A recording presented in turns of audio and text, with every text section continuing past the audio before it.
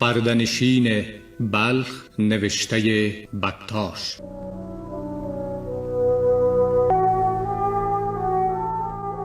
یک 1000 سال پیش از امروز آن واقعه اتفاق افتاد. واقعه‌ای که در تاریخ ادبیات ما یک نام جاودانه و فناناپذیر را به میان آورد. قصه به شورانگیزی زیباترین ترانه ها، به غم‌انگیزی نامدارترین تراژدی ها و با خطوط رزمی هیجان انگیزترین حماسه ها، و این حماسه در شهر کهنسال بلخ ساخته می شود.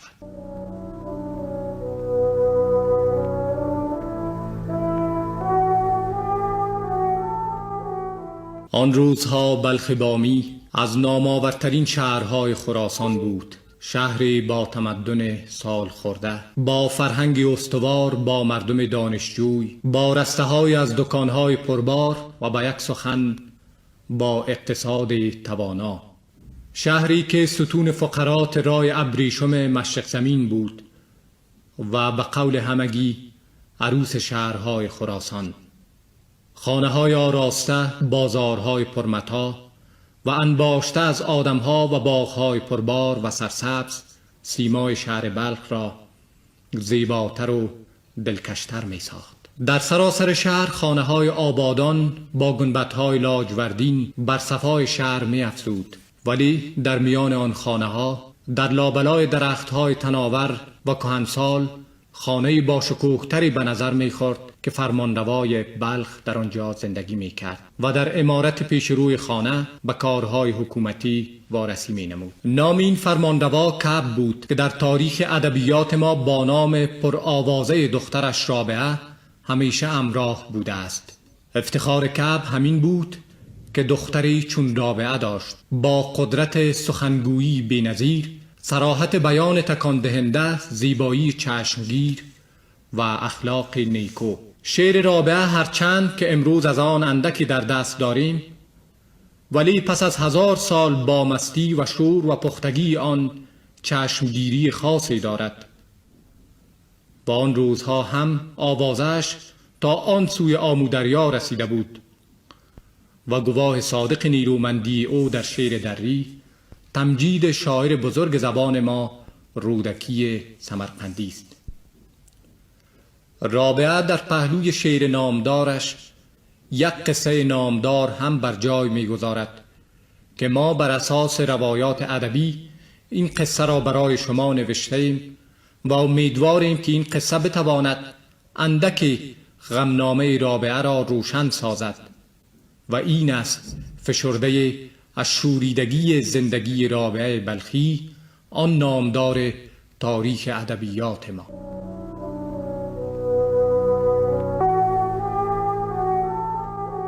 اینجا کاخ فرمانروایی کعب، فرمانروای بلخ است. او با آن که بیمار است ولی به کار دیوان شهر می رسد و بیماری چند روزه نتوانسته که او را از پای بیاندازد.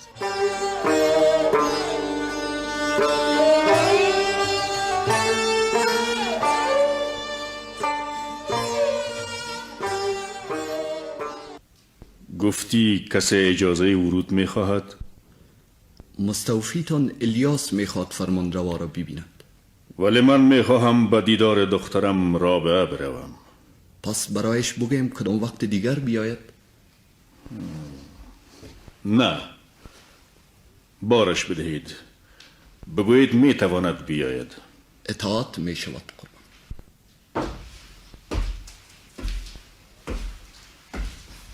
سلام فرمانروا. سلام الیاس. البته از فرمانروا بخشش میخواهم که وقت گرانبهایشان را میگیرم. مهم نیست الیاس، فقط در همین لحظات میخواستم رابعه را ببینم. راستی حال دخترتان چگونه است فرمانروا؟ خوب است. همیشه موقعی که من و رابعه تنها هستیم، او از مهربانی های تو یاد میکند. میگوید الیاس مرد مهربان است. من چیزی لایقی برای رابعه نکردم. او سزاوار هر گونه تحسین و احترام است و من تا جایی که توانستم فقط زبان به تعریف و ستایش او گشودم و او را گرامی داشتم. همین. و او به خاطر همین احترام تو از تو راضی است الیاس. ولی رابعه شایسته احترام فراوانتر است. در تمام شهر بلخ هیچ کس نیست که او را عزیز و گرامی ندارد. هیچ کس؟ من معتقدم رابعه هرگز دشمنی در این شهر ندارد. او کاری نکرده که کسی را برایش دشمن سازد. All this اما با gold. آن هم فکر میکنم برای زندگی دخترم چشمهای حسودان را خیره کرده است. آیا منظورتان از حسود پسرتان حارس نیست؟ من چنین فکر میکنم. موقعیت دخترم، برای زندگی دخترم و این که نام رابعه بر سر زبانها افتاده است او را رنج میدهد. در حالی که حارس باید افتخار داشته باشد. فکر میکنم روزی متوجه شود که رابعه موجود قابل افتخار است در خانواده ما. خب بگذاریم. تو چی خبری نوی داری؟ خبر جدیدی نیست. فقط میخواستم از انتظام کارها خاطر مبارکتان را مطلع گردانم. از تو ممنونم الیاس. کارهای صادقانه تو همیشه مورد توجه فراوان من بوده است. حالا به اجازه تو میخواهم رابعه را ببینم. بفرمایید فرمان روا.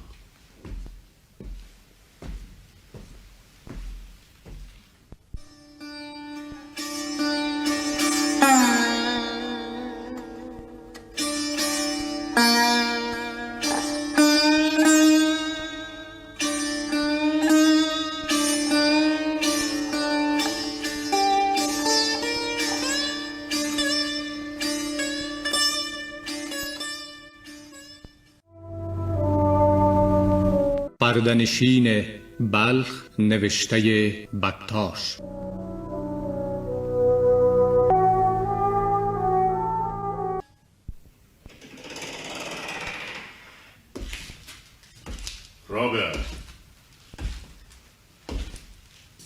رابعه دخترم کجاستی؟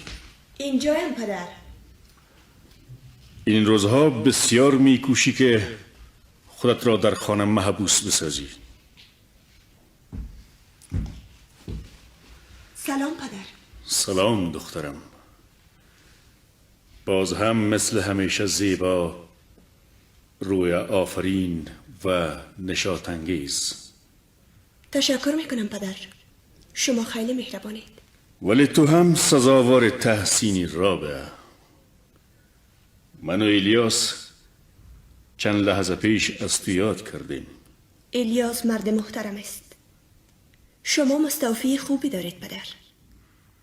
او برای شما یک دیواندار صادق است، برای مردم یک وکیل مدافع سرسخت و برای من یک مشوق مهربان. او همیشه از کارهای من و از شعر من ستایش میکند. شعر تو قابل ستایشم هست. شعر تو مثل یک نسیم ملایم که از سینه یک رودخانه ناآرام برمیخیزد آرامش دهنده است. تشبیهات زیبایی میکنید پدر. نه به حد زیبایی تشبیهات شعر تو. آدم وقت پدر مثل شما داشته باشد میتواند یک شاعر خوب شود و یک سوارکار ورزیده و دلیر، یک شکاری ماهر و بالاتر از آنها دختر شود که همه صفات زنانگی را دارد. مادرت همیشه آرزو داشت که دخترش All this gold. بتواند خصلت‌های یک زن واقعی را داشته باشد. وقتی مادرت مرد تو یک دختر 10 ساله بودی. او همان روزها حدس میزد که دخترش آرزوهای او را برآورده میسازد و حالا من میبینم چقدر دختر او به تخیلات مادرش رنگ واقعیت زده است. پس وقت مادرم مرد من 10 ساله بودم. تقریبا. پس چرا همه چیزش به یادم مانده؟ چهره رنگ پریدهش، چشمان سیاه و پرحالتش، گیسوان دراز افتادهش که گاه پشت سرش می انداخت و تا کمرگاهش پایین می لغزید و بالاخره آن لبخند همیشگیش را.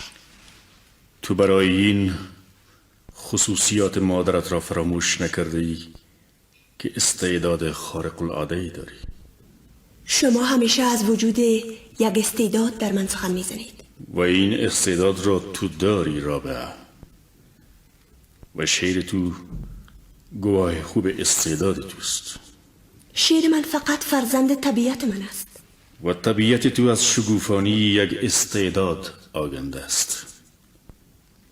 خب حالا شعر تازه ساخته ای؟ چرا نه؟ در ستایش زیبایی های بهاری شعر سرودم. بخوان دخترم، بخوان تا با صدای دلانگیز تو لذت آن را بیشتر احساس کنم. بسیار خوب پدر، پس بشنوید. ز بس گل که در باغ معوا گرفت، چمن رنگ ارژنگ مانا گرفت،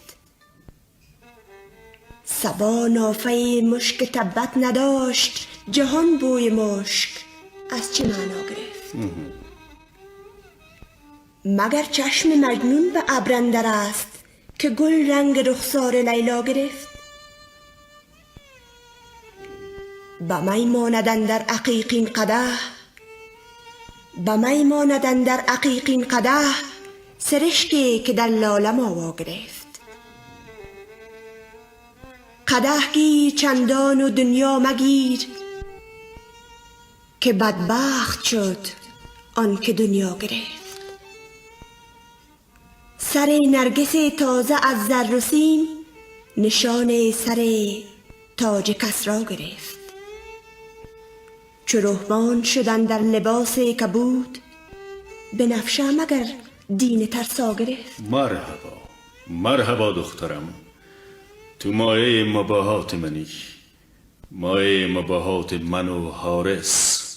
ولی از حارس نگویید، من مایه مباهات او نیستم. چرا این قضاوت بدبینانه را میکنی دخترم؟ او تو را دوست دارد، او برادر توست. ها، یگانه احساسی که برادرم نسبت به من ندارد دوست داشتن است، در حالی که من او را محترم و عزیز می‌دارم. من اطمینان ندارم، ولی با آن هم او را متوجه این امر می سازم که بیشتر به دیدارت بیاید و با تو صمیمی‌تر باشد. من دیگر از پیش تو می روم. تو هم با ندیمت رعنا به صحن باغ برو و از زیبایی های گلها لذت ببر دخترم. قبول میکنم پدرم. خدا حافظ دخترم. خدا حافظ پدر.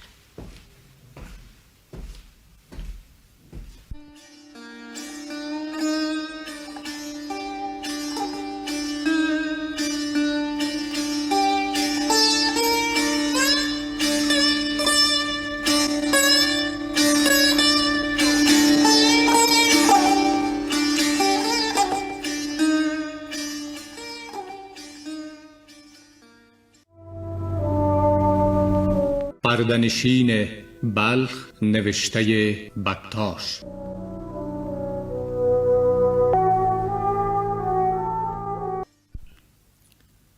شب تاریک و وحشت‌انگیز است و در سایه روشن درخت‌های باغ وسیع حارس با سالوک سرگرم گفتگوست. سالوک، از دست این رابعه عرصه زندگی بر من تنگ آمده.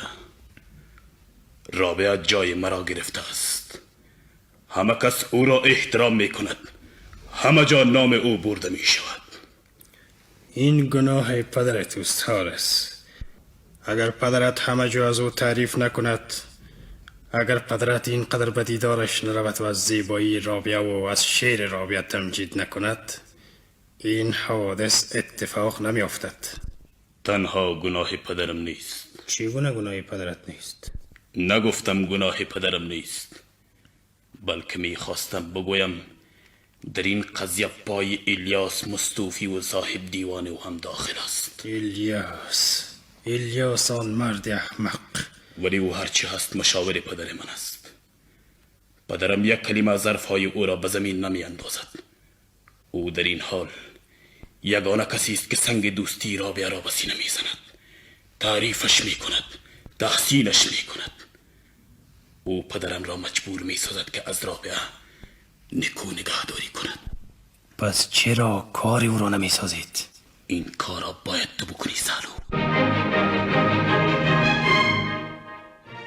باید او را از میان برداری، باید او را بکشی تا شر از او آسوده شوم.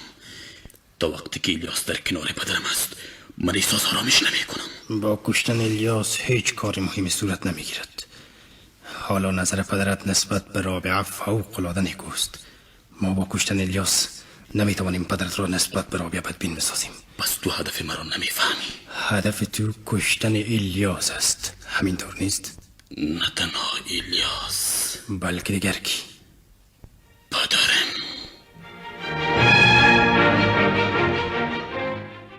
اول باید الیاس را کشت و بعد از آن پدرم را. وقتی که من به جای پدرم نشستم میدانم با رابعه چی کنم. آن وقت انتقام میگیرم، رابعه را ذلیل میسازم. این کار را خواهم کرد. پس تو میخوایی اول الیاس را نابود کنیم و پس از آن پدرت را؟ این تنها راه علاج است. تو نظرم را تایید نمی کنی؟ پس میترسی.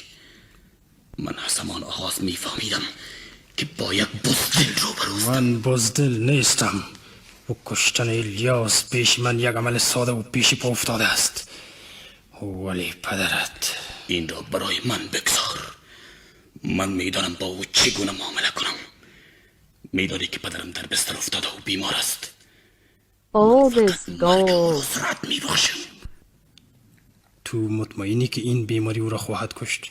اگر این اطمینان را هم نداشته باشم کارش را میسازم. منظور من این است که یا کب از این بیماری نجات مییابد و یا میمیرد. در هر حال ما که مرگ او را میخواهیم. اگر او را در بیماریش نابود کنیم هیچ کس نخواهد فهمید که ما او را کشتیم. ولی یک نفر میفهمد.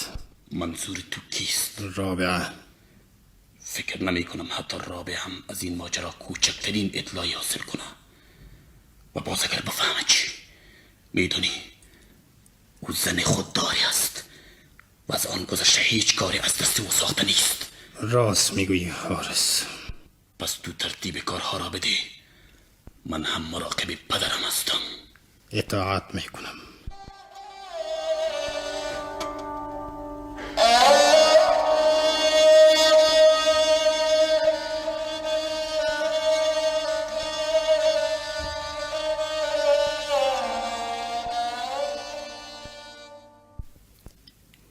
رانا، حال پدرم چگونه بود؟ خوب بود. ولی تو چنان میگویی خوب بود که گویا بیماری شدت گرفته باشد. باور کنید وضع پدرتان کاملا خوب بود. ولی من دیشب خوابهای پریشانی میدیدم. خواب میدیدم پدرم از یک اسب سفید بر زمین میافتد و اسبش با سرعت وحشت انگیزی فرار میکند. وقتی دستش را میگیرم که او را از زمین بلند کنم فریاد میزند. همینجا خوب است. دیگر نمیخواهم از زمین برخیزم. همینجا خوب است. رانا، به نظر تو خواب وحشتناک نیست؟ ولی در هر حال خواب است بانوی من. میدونم. بان که به خواب ارزش قائل نیستم، ولی اندوه عجیبی آزارم میدهد. احساس اضطراب میکنم. قلبم میلرزد. خیلی ناآرامم رانا. شما بیهوده مشوش میشوید. میفهمم که بیهوده است، اما گاهی غم بزرگ انسان را در هم میپیچد. بی آن که آدم بداند آن غم از کجاست، چرا آزارمان میدهد و هراس باطنی ما از چیست. من هم اینطور بی خود مشوش و هراسناکم. برایتان چی میتوانم بکنم؟ هیچ. فقط تنهایم بگذار. قبول میکنم بانوی من. زندگی من همیشه با همه خوشیهایش انباشته از غصه و اندوه بوده است. مرگ مادرم در لحظاتی که به محبت‌های او ضرورت فراوانی داشتم یکی از همین غصه هاست و به دنبال آن حسادت‌های برادرم، تنهایی و انزوا، بیماری پدرم و اینکه نمیتوانم برخیزم مثل همه مردم به کوچه و بازار روم، پیش روی رسته دکان‌ها ایستاده شوم و مردم را ببینم، با شادی مردم شریک شوم، در غم‌هایشان سهم بگیرم، کسی را دوست داشته باشم، او را نوازش کنم، از محبت‌هایش آتش بگیرم. پدرم میگوید در خانه تنها مباش، ولی کجا بروم؟ در چارسوی شهر با اسبم ایستاده شوم تا همه اطرافم را بگیرند و مرا به یکدیگر نشان دهند؟ این رابعه است. رابعه امین است، دختر کعب است. او شاعر است، من شعرهایش را خواندم، ولی من تحمل این را ندارم. هرگز برای من قابل تحمل نیست. 2 نفر از طرف پدر شما آمدن بانوی من. چی میخواهند؟ شما را. مرا؟ شما را میخواهند. کی مرا میخواهد؟ پدرتان شما را خواسته است. آه خدای من، مگر چیزی اتفاق افتاده؟ خون سرد باشید، چیزی نیست. 2 تا قاصد آمدند و میگویند پدرتان میخواهد شما را ببیند. اما پدرم هیچ وقت در چنین فرصت مرا نمیخواست. امروز چی شده؟ نگفتم رنا، نگفتم امروز قلبم استراب دارد، نگفتم خوابهای پریشانی دیدم. فکر نمی کنم حادثه بد اتفاق افتاده باشد. به هر حال وقت را ضایع نکنید. پس بگو اسب مرا آماده بسازند. قاصدها را بگو همراه من بیایند. اطاعت میشه بانوی من.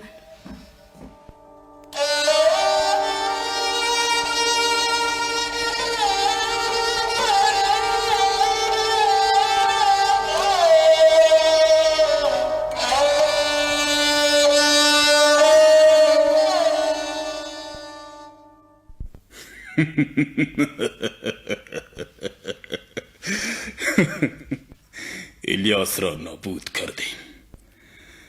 حالا هم نوبت این پیر مرد است. بیچاره. امروز وقتی که به جای دارویش زهر را برایش خوراندم هرگز تصور نمی کرد که پسرش اینقدر سنگدل باشه. اما نمیداند که مرا حارس میگویند. حارس. من انتقام لحظه هایی را میگیرم که او مرا از نظر انداخته بود و دلیل این همه این بود که من بی‌کفایتم. من لیاقت ندارم.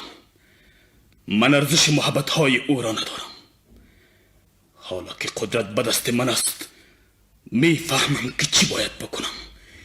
دیگر رابعه را نمیگذارم که نور چشم همه باشه. او باید در انزوا زندگی کنه، در خاموشی و تنهایی. آنقدر زجرش میدهم که همه خوشبختی های گذشته در کامش به بدبختی مبدل شود. این کار را خواهم کرد. حالا باید به دیدار کعب بروم.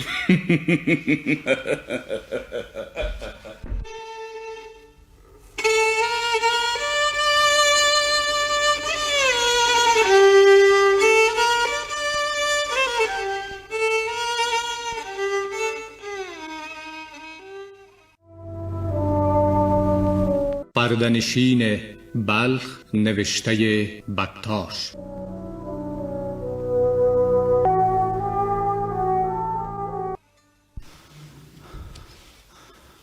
شما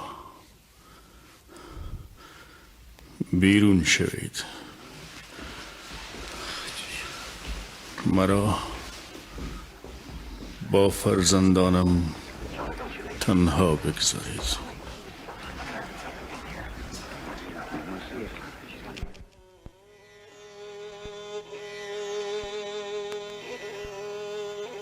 من احساس میکنم که دیگر آفتاب عمرم رو به زوال است. من از پیش شما خواهم رفت و این شمایید که باید با هم بسازید، با هم مهربان باشید. و تو حارس بله پدر. ملک نگهدار و از رابعه نیکو پرستاری کن، چرا که رابعه در این جهان فقط تو را دارد. مطمئن باشین پدر، من رابعه را بیش از شما عزیز می دارم. او پاره جگر من است. من فقط همین راست می خواستم حارس. می دانستم که تو قبول می کنی. خواهش میکنم پدر، این غم ها را فراموش کنید. شما در میان تب میسوزید، وضع قلبتان خوب نیست. شما باید آرام باشید و استراحت کنید. راستی وضع قلبم خوب نیست. مرا بلند کنید. چشم پدر.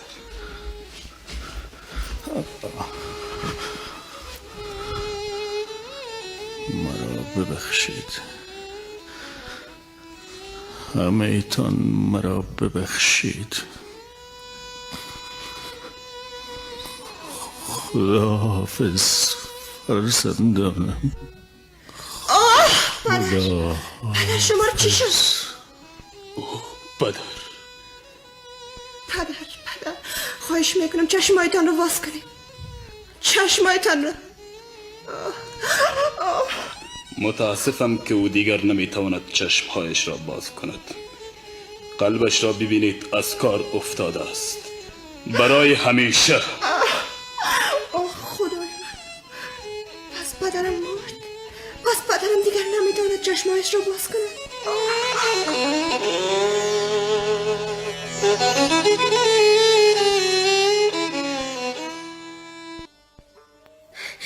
خبر دارید بانی من که بکتاش چی؟ چرا اینقدر میلرزی؟ بکتاش رو چی شده است؟ بکتاش رو چیزی نشده است. پس چی چیز را خبر دارم؟ این که بکتاش برمیگردد. گفتی که برمیگردد؟ آره، او را حارس خواسته است. چی میشنوم؟ حارس برادرم بکتاش را خواسته است؟ او اینجا برمیگردد؟ این را چه کسی برایت گفت رعنا؟ خودش گفت. حارس گفت. تعجب آور است. یعنی میخوای بگویی حارس برای ندیمه هم رعنا گفته است که بکتاش برمیگردد؟ این خبر را برای رابعه برسان. همین طور نیست؟ بانوی من این طور نگفتم. خودت گفتی که بکتاش برمیگردد و این نوید را حارس برایت داده است. میخواستم بگویم از زبان حارس شنیدم که او برمیگردد. دیروز هنگامی که از قصر او برمیگشتم صدای حارس را شنیدم که نام بکتاش را یاد میکرد. با شنیدن نام بکتاش متوجه شدم. زیر رواق ایستادم تا ببینم درباره او چی میگوید. خوب چی گفت؟ او از جنگ صحبت میکرد. از کدام جنگ؟ از جنگ که اشیرالدین میخواهد برا بیاندازد. اشیرالدین حکمران قندار را میگویی؟ چنین است بانوی من. خوب تعریف کن. حارس با میرک همان مرد غدار و مفتن صحبت میکرد. میرک همان مرد هیلگر که هیله های او باعث شد تا حارس بکتاش را از اینجا تبعید کند. همان که برای برادرم گفت بکتاش یک غلام است، یک بردست، یک اسیر آزاد شده است و او ارزش این را ندارد که به خواهرتان فکر کند. این همان میرک است. خودش از بانوی من. پس حارس برای او درباره بکتاش چی میگفت؟ میگفت بکتاش را بخواهید. او تنها کسی است که میتواند در این جنگ فاتح شود. تنها کسی است که میتواند اشیرالدین را شکست دهد. او یک سرباز دلیر است. یک جنگجوی بی‌نظیر است. او را بخواهید تا لشکر قندهار را به هزیمت بکشاند. عجیب است. راستی این حرفا را خود حارس زد؟ خودش گفت. حارس گفت بانوی من. باور کردنی نیست. پس او نسبت به بکتاژ مهربان شده است. آه خدای من، چی میشنوم؟ حارس بکتاژ را میخواهد. از دلیری های او تعریف کرده است. رانا، میدونستم که او یک روز نسبت به بکتاژ تغییر عقیده میدهد. دوستش میدارد و نسبت به او مهربان میشود. ولی تا حالا نسبت به بکتاژ تجدید نظر نکرده است. چی میگویی؟ رانا، تو میفهمی چی میگویی؟ چگونه ممکن است که اینقدر او رو تمجید کند ولی در باره‌اش تجدید نظر نکرده باشد؟ برای اینکه آنها دسیسه‌ای برای بکتاژ ساختند. دسیسه؟ برای بکتاژ دسیسه‌ای ساختند؟ یعنی چی رانا؟ من شنیدم که حارس برای میرک دستور میداد که او را بکشید، او را نابود کنید، این غلام بی ارزش را از میان بردارید. و میرک پی هم او را تحریک میکرد و میگفت آن صندوقچه را دیدید که پر از نامه‌های رابعه بود؟ و این به خانواده شما اهانت است که یکی از اعضای آن برای یک برده نامه عاشقانه بنویسد. آخ دیوانه شدم. تو از کدام صندوقچه میگویی رانا؟ نامه‌هایی را که شما برای بکتاژ فرستاده بودید او در یک صندوقچه انداخته بود و میرک به گمان این که در صندوقچه جواهرات سرقت شده است صندوقچه را می‌دزدد و به برادرتان میبرد و هنگامی که حارس آن را باز میکند نامه‌های شما را میبیند و برآشفته میشود. آه چی کار بد شده است. و حالا حارس بکتاژ را خواسته است که از میان بردارد. او برای میرک میگفت که بکتاژ را در هر حال نابود کنید. اگر او مغلوب شد او را بکشید و اگر فاتح گشت بازم نگذارید که از میدان جنگ جان سالم به در برد. خدای من چی میشنوم؟ چرا میخواهند او را نابود کنند؟ چرا؟ او برای حارس چی کرده است؟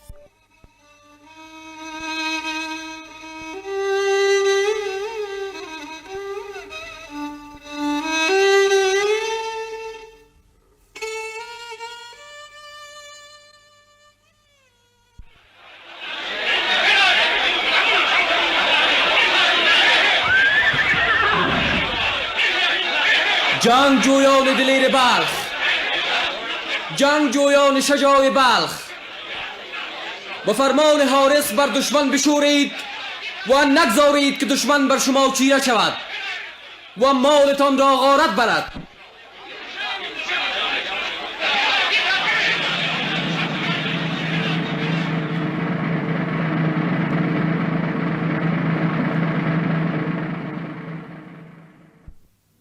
عشق با میهن، به خاکی که در آن زاده شده ایم و در آن نمو کرده ایم پاکیزه ترین عشق هاست و گرامی ترین محبت ها و اینک به خاطر این محبت دلیرانه بجنگید و هرگز هراسی بر دل راه ندهید. من مأموریت دارم تا در این جنگ راهنمایتان باشم و خود در صف نخست به هیچ گونه هراسی پیکار کنم و امیدوارم این پیکار و پیروزی بیانجامد و ما را به سرمنزل مقصود برساند. با پیش بروید، از هیچ کس نترسید، زیرا جنگ عادلانه و جنگ سرنوشت ارزش صلح را دارد. با پیش بروید، با پیش!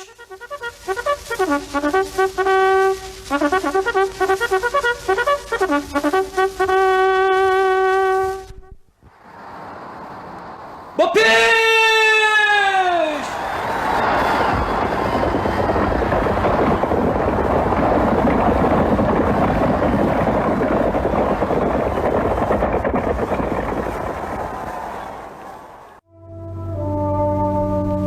پردنشین بلخ، نوشته بکتاژ.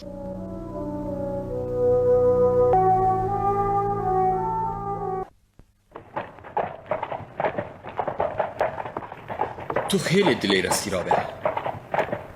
من فکر نمی کردم یک شاعر مثل یک فاتح بزرگ به میدان جنگ باید و دلیرانه سربازی کند، آن هم یک زن شاعر.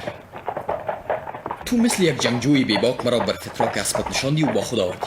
چرا این کار را کردی؟ برای این که میخواستن تو را بکشن. چه کسی میخواست مرا بکشد؟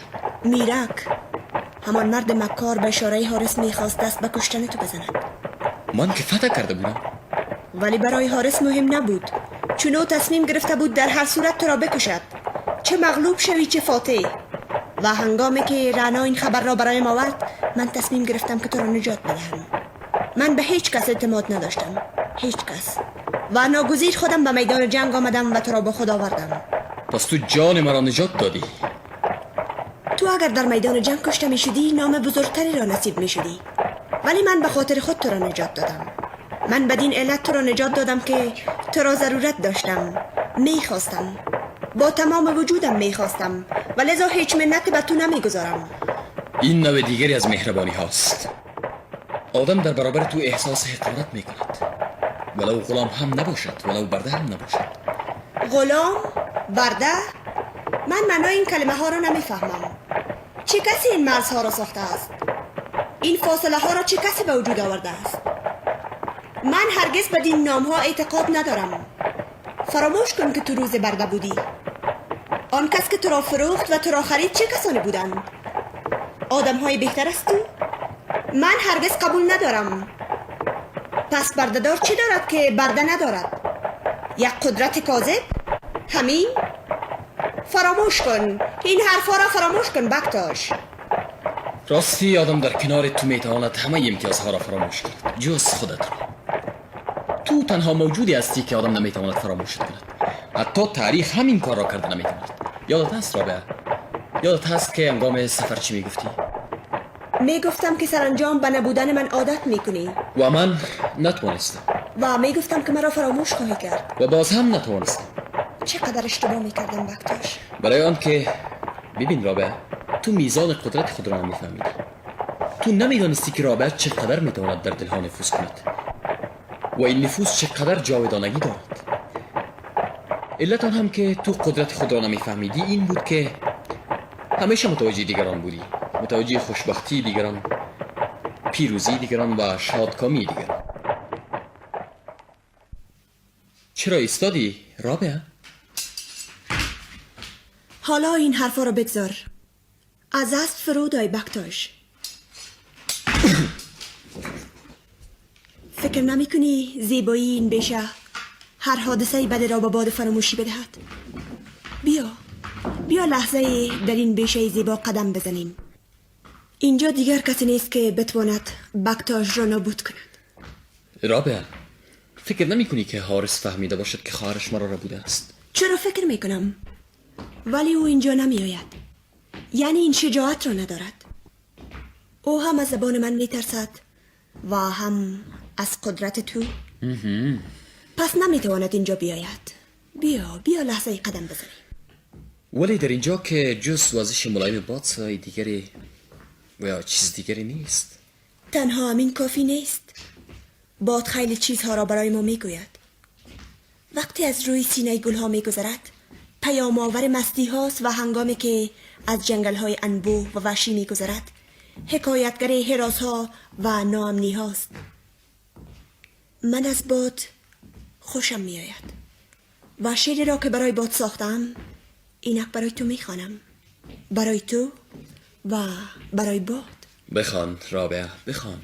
شعرهای تو برای آدم شور و مستی می بخشد، خلصه و رویا می بخشد. بخوان شعر ستایش باد را. پس گوش کن. سراپا گوشم. فشاند از سوسن و گل سیم و زر باد، فشاند از سوسن و گل سیم و زر باد، زهی باده که رحمت باد بر باد. چه زیباست. بدار از نقش آذر صد نشاناب، نمود از سحر مانی صد اثر باد. به به. مثال چشم آدم شد مگر ابر، دلیل لطف عیسی شد مگر باد. که در بارید هر دم در چمن ابر، که جان افزود خوش اندر شجر باد. مرحبا مرحبا رابعه. راستی شعرهای تو همیشه آدم خلصه میبره.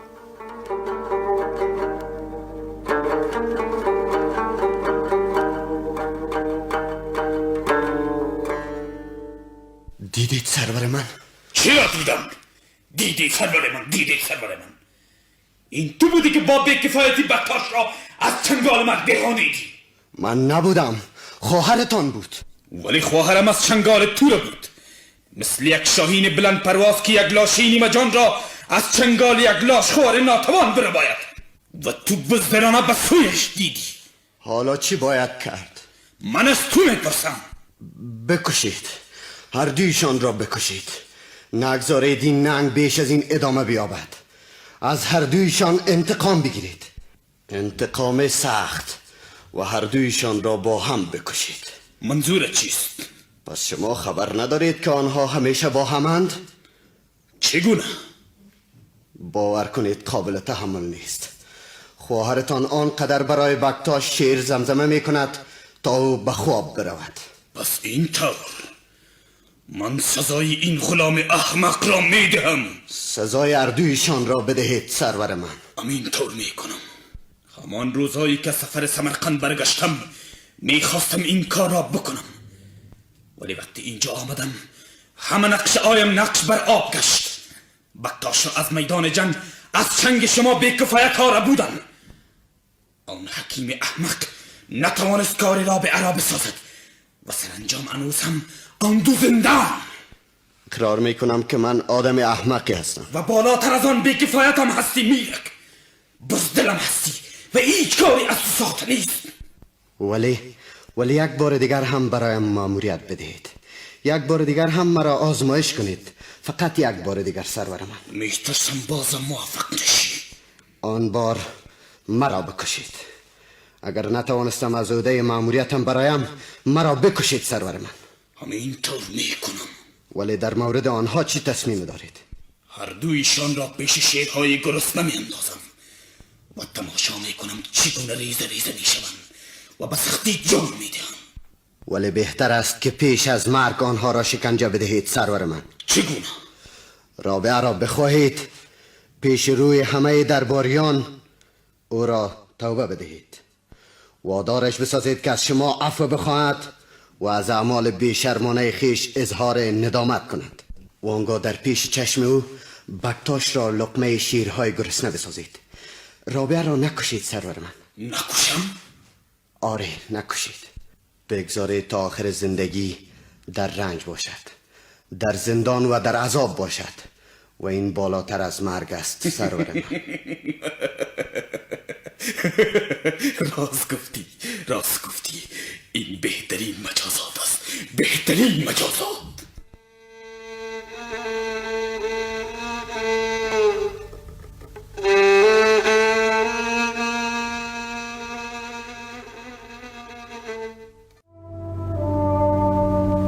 پردنشین بلخ نوشته بکتاش.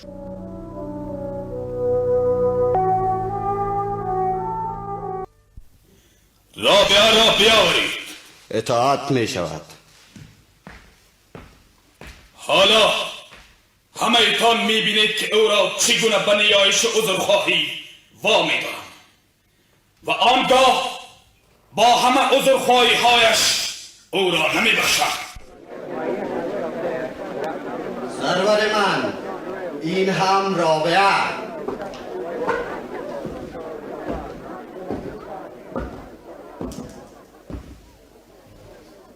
از من چه میخواستی حارس؟ میخواستم که اینجا بیایی و در حضور همه اعیان و مأمورین عالی قدر من به گناه خیش اعتراف کنی و آنگاه با احساس ندامت از گذشته هایت و از اعمالت از من عذر بخواهی. به گناهم اعتراف کنم؟ و از تو عذر بخواهم؟ گناه من چیست؟ و چرا از تو باید عذر بخواهم؟ گناهی تو این است که آبروی خانواده ای ما را ریخته ای. چی کردم که با آن آبروی خانواده شما ریخته باشد؟ این وقاحت است که تو عاشق بکتاش میشوی، عاشقی غلام، و هنوز هم میگویی که دین نکردم. تو حق نداری حارس به بکتاش اهانت کنی. او در نظر من گرامی ترین موجود روی زمین است. از تو بهتر است. از کسانی که با مجامله سخنان تو را تایید میکنن بهتر است و از من هم بهتر است. تو میدانی چی میگویی دیوانه؟ من دیوانه نیستم. بلکه با هوشیاری تمام و با شعور کامل، در حالی که بر اعصابم مسلطم و هیچ گونه بیم و ترس و یا عاطفه مرا مجبور نمی سازد، باز هم تکرار می کنم که او از همه شما شجاعتر است، مهربانتر است، وفادارتر است، نیروی ایمان بیشتری دارد و قابل دوست داشتن است.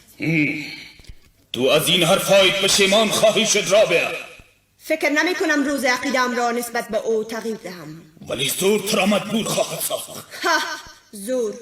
هیچ کس و هیچ چیز مرا مجبور ساخته نمی تواند. برایت نشان خواهم داد. منتظرش هستم. اینها سبکسری است. به نظر تو؟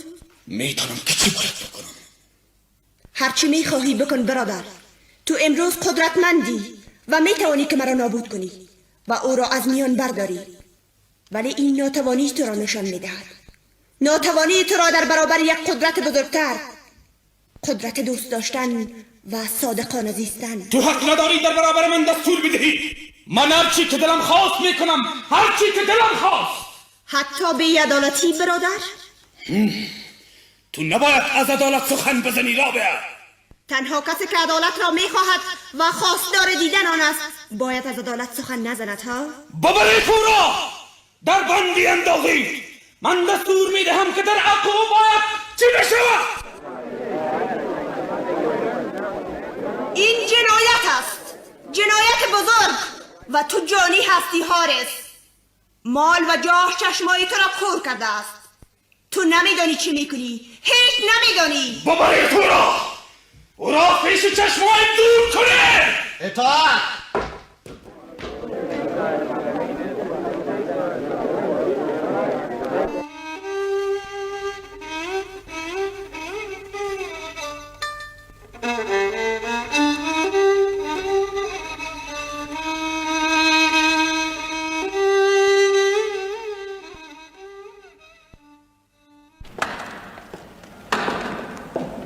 کجاست رابعه؟ رابعه در کجاست؟ آنجا در درون حمام است. او را کافی زجر داده ایم، تازیانه زدیم. به سختی میتواند سخن بزند سرور من. حالا منتظر فرمان شما هستیم. بکتاش در کجاست میرک؟ او را در سیاهچه انداخته ایم سرور من. کاری خوبی کردی، ولی حالا رابعه را بکشید، زنده نگذاری، جلاد بخوری. این است مجازاتی او، مجازات زنی که نافرمان بود. زودتر. اطاعت سرور من. و تو هم به مجازاتت خواهی رسید.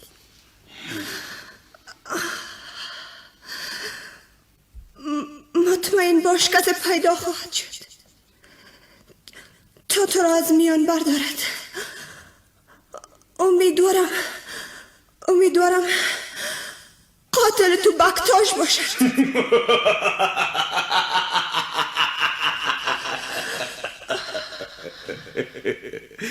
او دیگر نمیتواند روشنی را ببیند. او در سیاه‌چاست، در جایی که بوی زندگی نیست. او همانجا میپوسد و نابود میشود و تو هم حتی در آخر عمر نمیتونی او را ببینی. فهمیدی رابعه؟ او همین حالا با من است، در روح من است، در فکر من، حتی در ذره های تنم. من او را فراموش نمی کنم. پس تو او را در سیاه‌چال انداخته ای؟ خدای من، اگر دستای من باز می بودند می دیدی که با ناخونهایم چشمهای تو را از کاسه سر می کشیدم و پیش سگ‌های گرسنه می انداختم. حارس، تو ظلمهایت را به اوج رساندی. تو از بزرگترین ستم‌ها در حق من دریغ نداشتی. وای کاش با چشمایم می دیدم که سرت را از تنت جدا می سازد.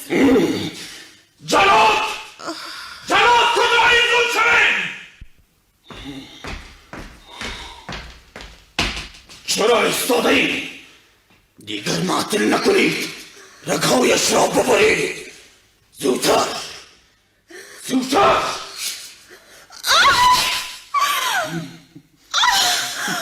بکتاش بکتاش کجاست؟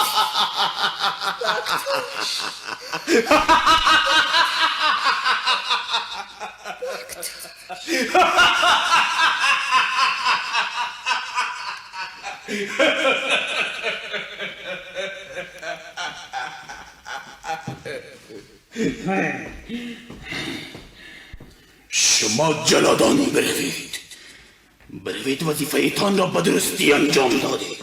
بروید تا ببینم خواهرم رابعه چگونه جان میدهد. این بود سزای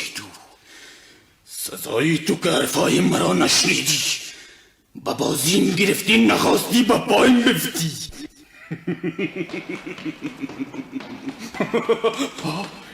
اینها کی هستند؟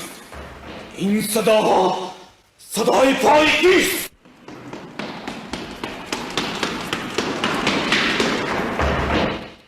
منم بکتاش ترا چی کسی نجات داد؟ چرا اینجا آمدی؟ حارس دست از مرگ رابعه بردار ورنه میکشمت. خدایا،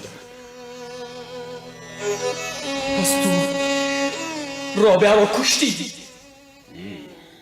تو رابعه را کشتی؟ رابعه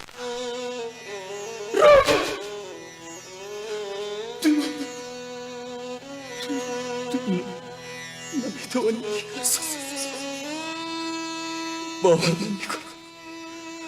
باور نمیکنم تو مرده باشی. برخیز رابعه. ببین من به دیدار تو آمدم که تو را با خود ببرم. رعنات ندیمت مرا با طرفداران تو نجات دادند تا اینجا بیایم و تو را از دست این ظالم برم و آن وقت با هم از اینجا بیاییم. این که انسانیت نبود، مروت نبود، جان مردی و احساس انسان دوستی نبود. پس من دیر آمدم. من وقتی آمدم که تو نمیتونی با من بروی. حارس، نفرین به تو ای مرد پست. بگیر حالا از خودت دفاع کن.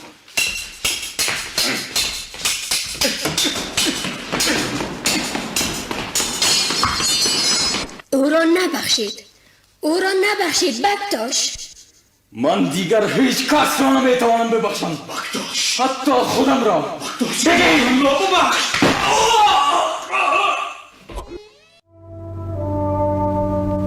پردنشین بلخ، نوشته بکتاش.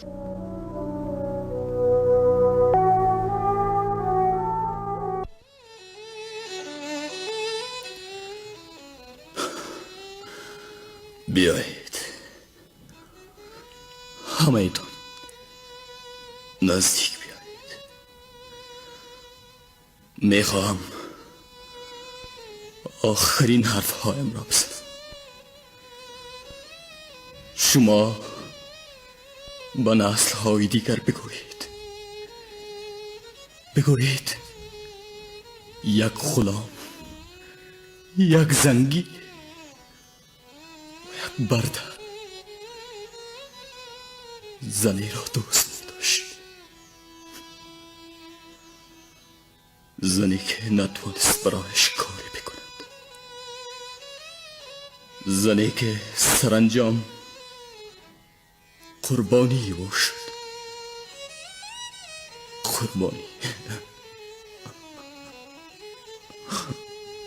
آن برده، زنی که رگهایش را در میان حمام گرم و آتشین قطع کردند و ناجان مردان او را کشتند. به نبوغ او، با آثار او و با جستگی و اهمیت قائل نبودند. من گناهکارم،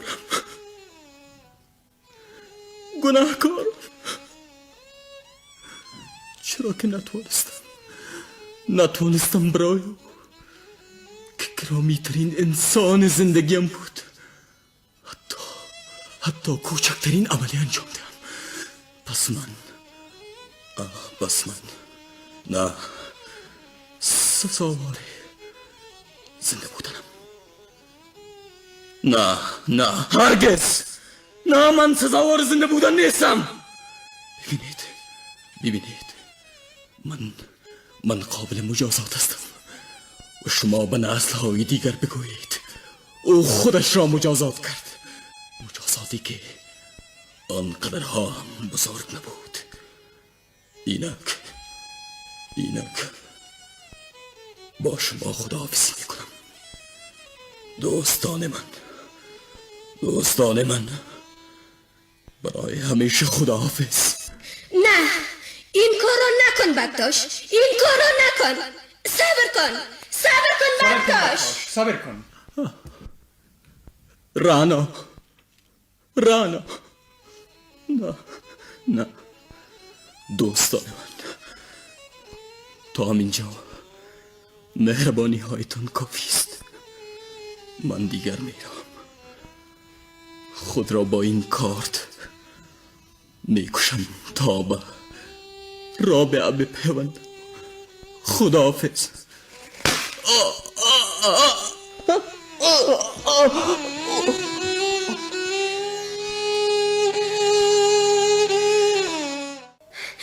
خبر دارید بانی من که بکتاش چی؟ چوری اینقدر میلرزی؟ بکتاش رو چی شده است؟ بکتاش رو چیزی نشده است. پس چی چیز را خبر دارم؟ این که بکتاش برمیگردد. گفتی که برمیگردد؟ آره، او را حارس خواسته است. چی میشنوم؟ حارس برادرم بکتاش را خواسته است؟ او اینجا برمیگردد؟ این را چه کسی برایت گفت رانا؟ خودش گفت، حارس گفت. تعجب آور است. یعنی میخوای بگویی حارس برای ندیمه هم رانا گفته است که بکتاش برمیگردد؟ این خبر را برای رابعه برسان. همین طور نیست؟ بانوی من این طور نگفتم. خودت گفتی که بکتاش برمیگردد و این نوید را حارس برایت داده است. میخواستم بگویم از زبان حارس شنیدم که او برمیگردد. دیروز هنگامی که از قصر او برمیگشتم صدای حارس را شنیدم که نام بکتاش را یاد میکرد. با شنیدن نام بکتاش متوجه شدم. زیر رواق ایستادم تا ببینم درباره او چی میگوید. خب چی گفت؟ او از جنگ صحبت میکرد. از کدام جنگ؟ از جنگ که اشیرالدین میخواهد برا بیاندازد. اشیرالدین حکمران قندار را میگویی؟ چنین است بانوی من. خب تعریف کن. حارس با میرک همان مرد غدار و مفتن صحبت میکرد. میرک همان مرد هیلگر که حیله های او باعث شد تا حارس بکتاش را از اینجا تبعید کند. همان که برای برادرم گفت بکتاش یک غلام است، یک بردست، یک اسیر آزاد شده است و او ارزش این را ندارد که به خواهرتان فکر کند. این همان میرک است. خودش از بانوی من.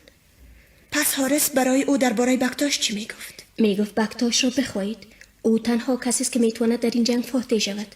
تنها کسی است که میتواند اشیرالدین را شکست دهد.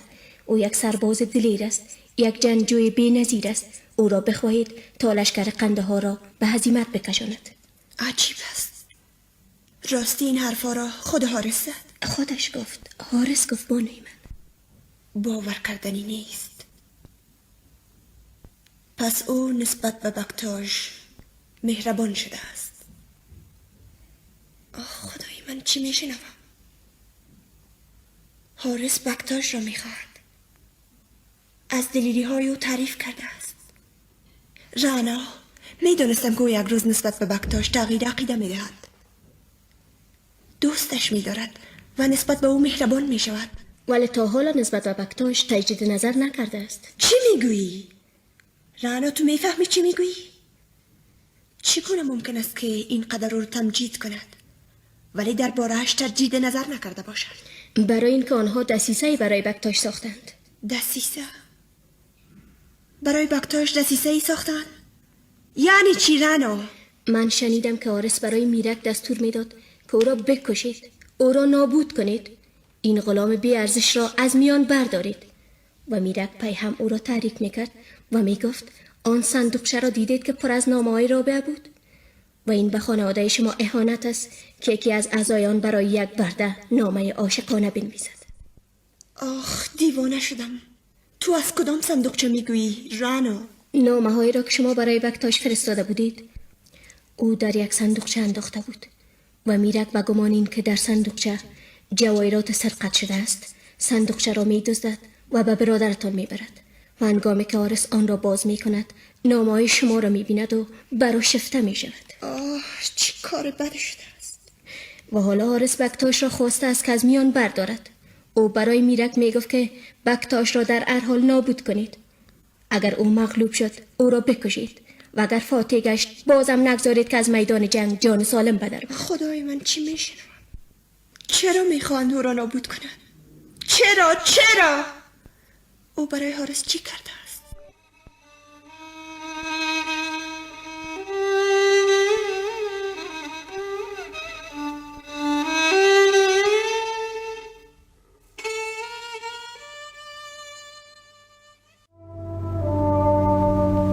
پردنشین بلخ نوشته بکتاش.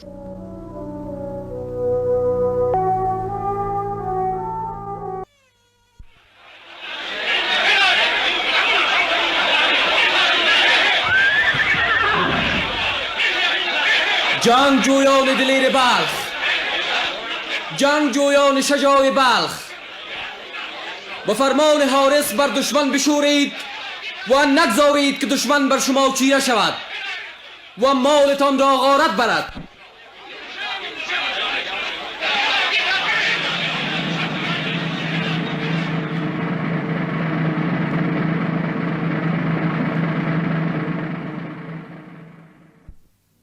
عشق با میهن، به خاکی که در آن زاده شده ایم و در آن نمو کرده ایم، پاکیزه ترین عشق هاست و گرامی ترین محبت ها. و اینک به خاطر این محبت دلیرانه بجنگید و هرگز هراسی بر دل راه ندهید. من مأموریت دارم تا در این جنگ راهنمایتان باشم و خود در صف نخست به هیچ گونه هراسی پیکار کنم و امیدوارم این پیکار و پیروزی بیانجامد و ما را به سرمنزل مقصود برساند. با پیش بروید، از هیچ کس نترسید، زیرا جنگ عادلانه و جنگ سرنوشت ارزش صلح را دارد. با پیش بروید، با پیش، با پیش.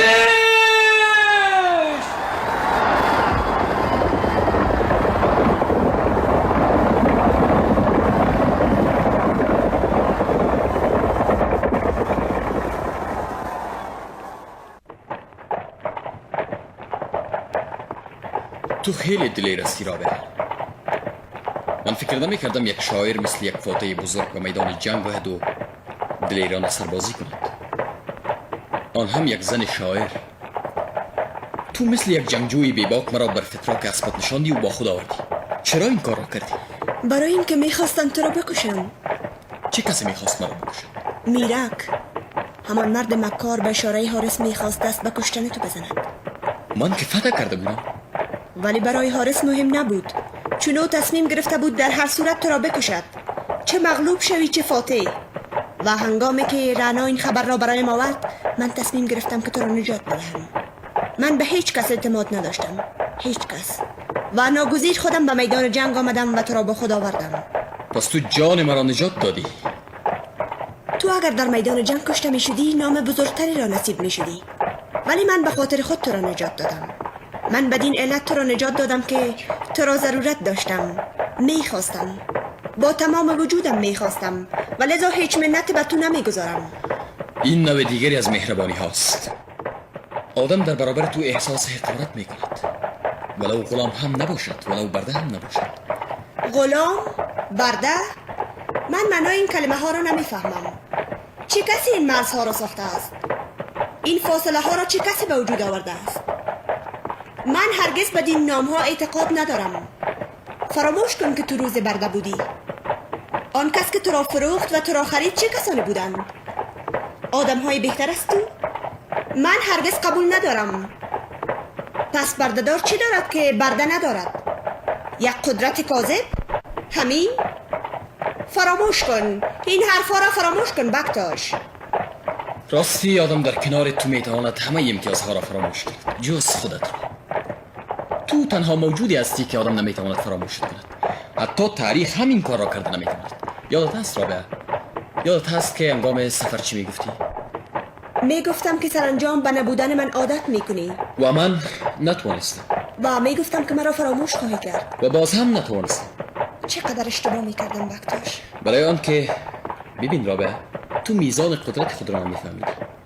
تو نمیدانستی که رابعه چقدر میتواند در دلها نفوذ کند و این نفوذ چقدر جاودانگی دارد. علت آن هم که تو قدرت خود را نمیفهمیدی این بود که همیشه متوجه دیگران بودی، متوجه خوشبختی دیگران، پیروزی دیگران و شادکامی دیگران. چرا ایستادی رابعه؟ حالا این حرفا رو بگذار. از دست فرود آی بکتاش.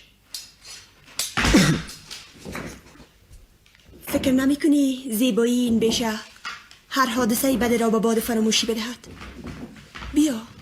بیا لحظه در این بیشه زیبا قدم بزنیم. اینجا دیگر کسی نیست که بتواند بکتاش را نابود کند.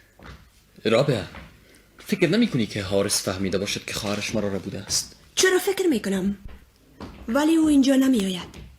یعنی این شجاعت را ندارد. او هم از زبان من می ترسد و هم از قدرت تو. پس نمی تواند اینجا بیاید. بیا لحظه قدم بزنیم. ولی در اینجا که جز سوازش ملایم باد صدای دیگری و یا چیز دیگری نیست. تنها همین کافی نیست. باد خیلی چیزها را برای ما می گوید. وقتی از روی سینه گلها می گذرد پیام آور مستی هاست و هنگامی که از جنگل های انبوه و وحشی می گذرد حکایتگر هراس ها و ناامنی هاست. من از باد خوشم می آید و شعری را که برای باد ساختم اینک برای تو می خوانم. برای تو و برای باد. بخوان رابعه، بخوان. شعرهای تو برای آدم شور و مستی می بخشد، خلصه و رویا می بخشد. بخوان شعر ستایش باد را. پس گوش کن. سراپا گوشم. فشاند از سوسن و گل سیم و زر باد. فشاند از سوسن و گل سیم و زر باد. زهی باده که رحمت باد بر باد. چه زیباست. بدار از نقش آذر صد نشاناب. نمود از سحر مانی صد اثر باد. به به. مثال چشم آدم شد مگر ابر. دلیل لطف عیسی شد مگر باد. که درباری تردم در چمن ابر. که جان افزود خوش اندر شجر باد. مرحبا رابعه. راستی شعرهای تو همیشه آدم خلصه میبره.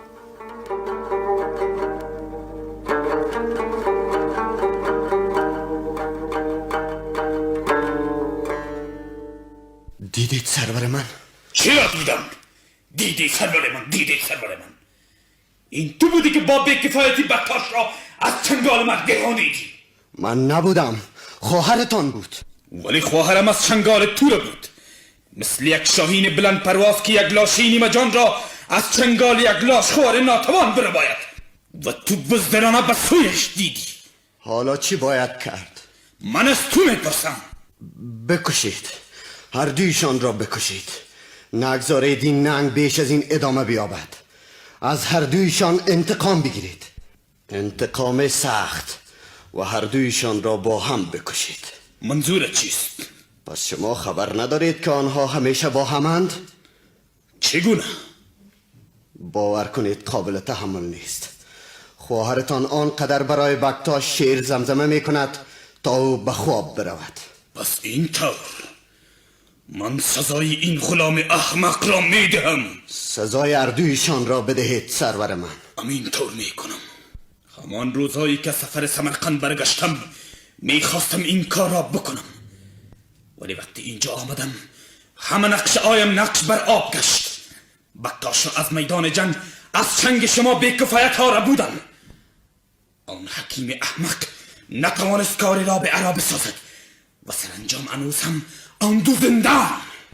اقرار میکنم که من آدم احمقی هستم و بالاتر از آن بی‌کفایت هم هستی میرک.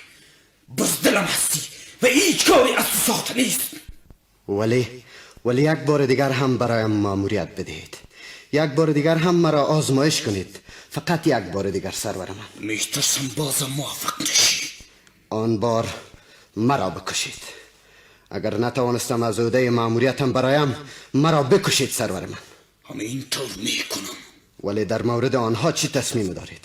هر دویشان را پیش شیرهای گرسنه میاندازم و تماشا میکنم چگونه ریزه ریزه میشوند و به سختی جان میدهم. ولی بهتر است که پیش از مرگ آنها را شکنجه بدهید سرور من. چگونه؟ رابعه را بخواهید پیش روی همه درباریان او را توبه بدهید. وادارش بسازید که از شما عفو بخواهد و از اعمال بیشرمانه خیش اظهار ندامت کند. و آنگاه در پیش چشم او بکتاش را لقمه شیرهای گرسنه بسازید. رابعه را نکشید سرور من. نکشم؟ آره نکشید. بگذارید تا آخر زندگی در رنج باشد، در زندان و در عذاب باشد و این بالاتر از مرگ است سرور من. راست گفتی. این بهترین مجازات است. بهترین مجازات.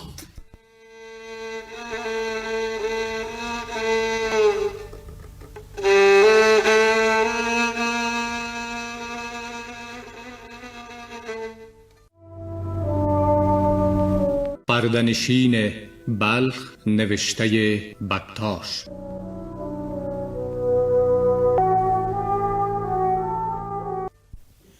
رابعه را بیاورید.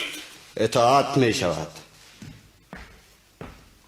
حالا همه ایتان می بینید که او را چگونه به نیایش عذرخواهی وامی دارم و آنگاه با همه عذرخواهی هایش او را نمی بخشم. سرور من، این هم رابعه.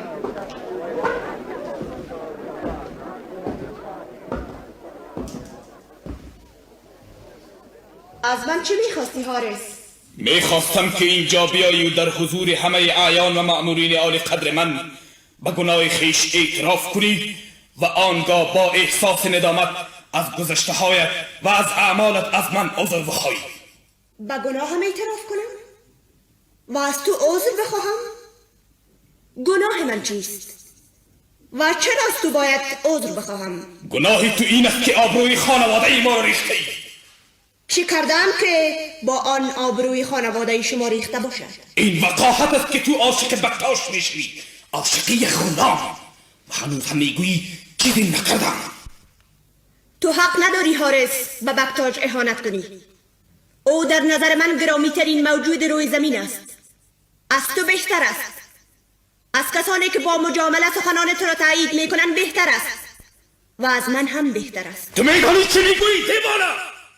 من دیوانه نیستم، بلکه با هوشیاری تمام و با شعور کامل در حالی که بر اعصابم مسلطم و هیچ گونه بیم و ترس و یا عاطفه مرا مجبور نمیسازد باز هم تکرار میکنم که او از همه شما شجاعتر است، مهربانتر است، وفادارتر است، نیروی ایمان بیشتری دارد و قابل دوست داشتن است. تو از این حرفایت پشیمان خواهی شد رابعه. فکر نمی کنم روز عقیده‌ام را نسبت به او تغییر دهم. ولی زور تو را مجبور خواهد ساخت. زور؟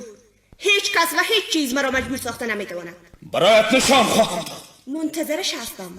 اینها سبکسری است. به نظر تو؟ میتونم که چی باید بکنم؟ هرچی میخواهی بکن برادر.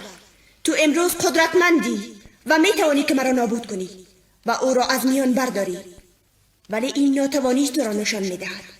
ناتوانی تو را در برابر یک قدرت بزرگتر، قدرت دوست داشتن و صادقانه زیستن. تو حق نداری در برابر من دستور بدهی. من هر چی که دلم خواست میکنم، هر چی که دلم خواست. حتی بی‌عدالتی برادر؟ تو نباید از عدالت سخن بزنی رابعه.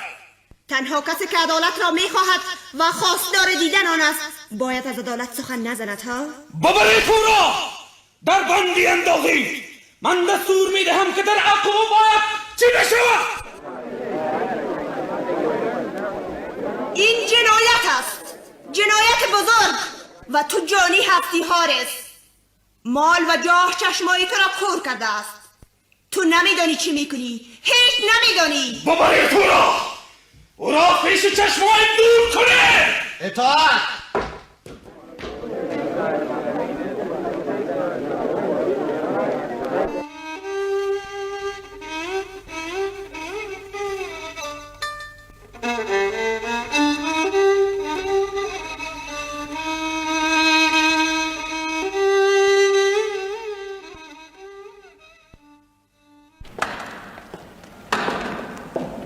کجاست رابعه در کجاست؟ آنجا در درون حمام است.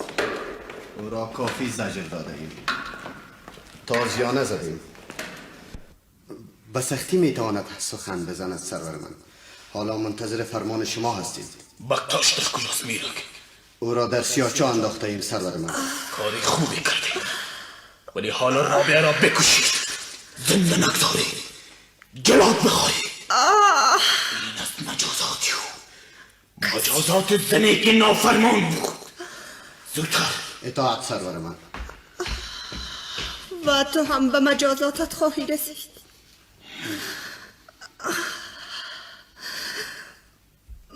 مطمئن باش کسی پیدا خواهد شد تا تو را از میان بردارد. امیدوارم قاتل تو بکتاش باشد.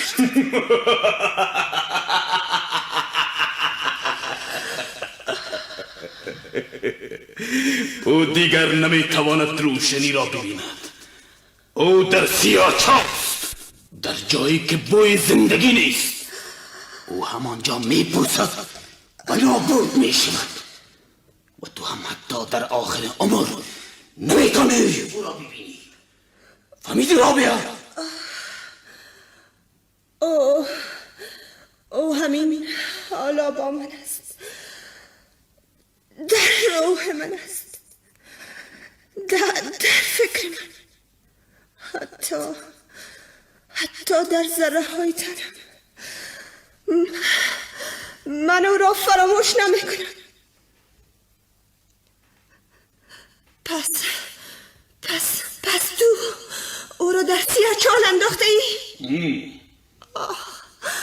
خدای من، اگر دستای من باز می بودند می دیدی که با ناخونهایم چشمهای تو را از کاسه سر می کشیدم و پیش سگ‌های گرسنه می انداختم. حارس، تو ظلمهایت را به اوج رساندی. تو از بزرگترین ستم‌ها در حق من دریغ نداشتی. وای کاش با چشمایم می دیدم که سرت را از تنت جدا می سازد. جلاد کجایی زود شوید؟ چرا ایستاده ای؟ دیگر معطل نکنید، رگهایش را ببرید. زودتر.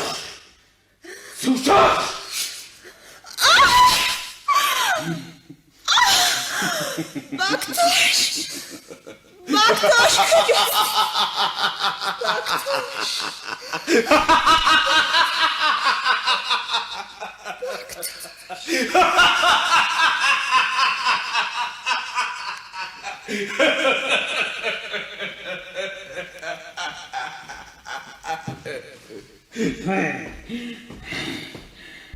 شما جلادان بروید وظیفه ایتان را به درستی انجام دادید. بروید تا ببینم خواهرم رابعه چگونه جان میدهد. این بود سزای تو. سزای تو که حرفای مرا نشنیدی، با بازیم گرفتی، نخواستی با پایم بفتی.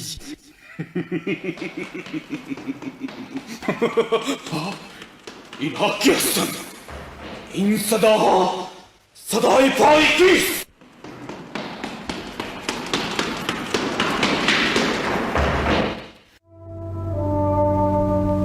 پردنشین بلخ نوشته بکتاش.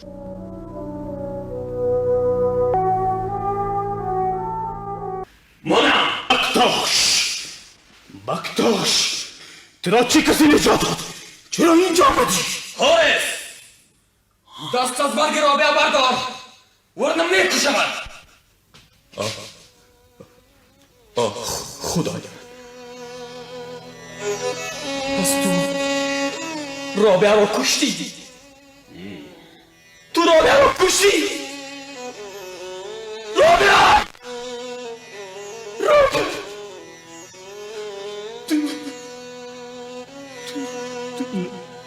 نمیتوانی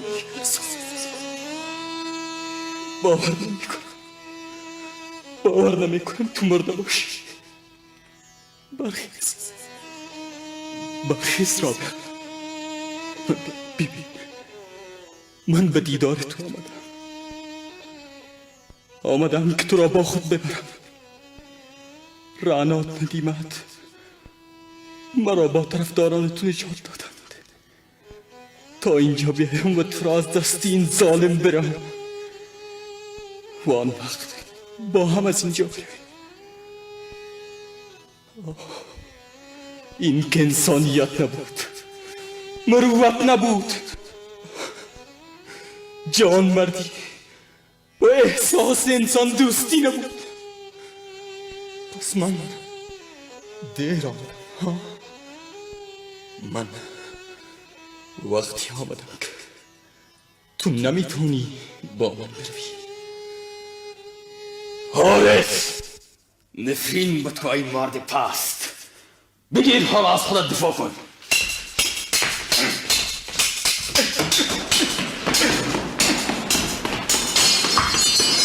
او را نبخشید بکتاش. من دیگر هیچ کس را نمیتوانم ببخشم، حتی خودم را. بگیر را ببخش.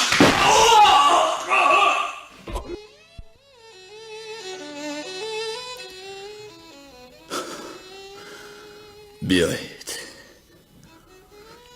همه ایتان نزدیک بیایید. میخواهم آخرین حرفهایم را بزنم. شما به نسل‌های دیگر بگویید یک غلام، یک زنگی، یک برده زنی را دوست داشت، زنی که نتوانست برایش کاری بکند،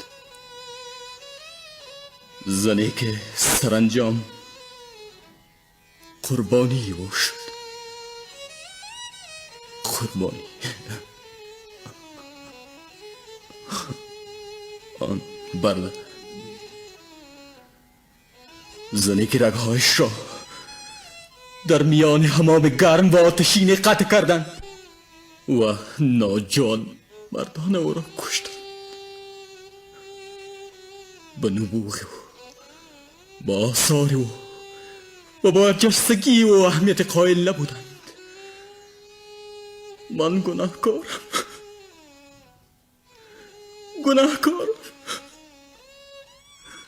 چرا که نتوانستم برای او که گرامی‌ترین انسان زندگیم بود حتی کوچکترین عملی انجام دهم. پس من نه سزاوار زنده بودنم. نه هرگز نه، من سزاوار زنده بودن نیستم. ببینید من قابل مجازات هستم و شما به نسل‌های دیگر بگویید او خودش را مجازات کرد، مجازاتی که آنقدرها هم بزرگ نبود. اینک با شما خداحافظی میکنم. دوستان من برای همیشه خداحافظ. نه، این کارو نکن بکتاش، این کارو نکن. صبر کن بکتاش. صبر کن. رانا نه دوستان من، تا همینجا مهربانی هایتان کافی است. من دیگر میرم. خود را با این کارت میکشم تا به رابعه بپیوندم. خداحافظ.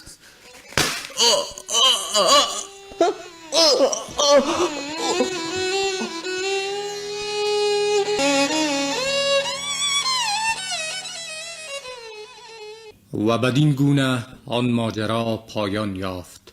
اما گذشت سالها نتوانست این غمنامه را فراموش کند و بر روی نام رابعه بلخی خط بطلان بکشد. اینک که 1000 سال از آن روزگار می گذرد، هنوز هم نام رابعه در سینه حماسه های جاودان درج است. ممثلان به ترتیب اجرای نقش: مشعل هنریار در نقش کعب، جسور در نقش الیاس، فریده عثمان انوری در نقش رابعه، فی عبادی در نقش حارس، عبدالله شادان در نقش بکتاش، غنی ظریفیار در نقش سعلو، زینت گلچین در نقش رعنا، عاقلشاه پیمانی در نقش میگه و حشمت امید در نقش میرباتک حکیم. پرودوسر عظیم جسور، همکار تکنیکی محمد عارف جوشان.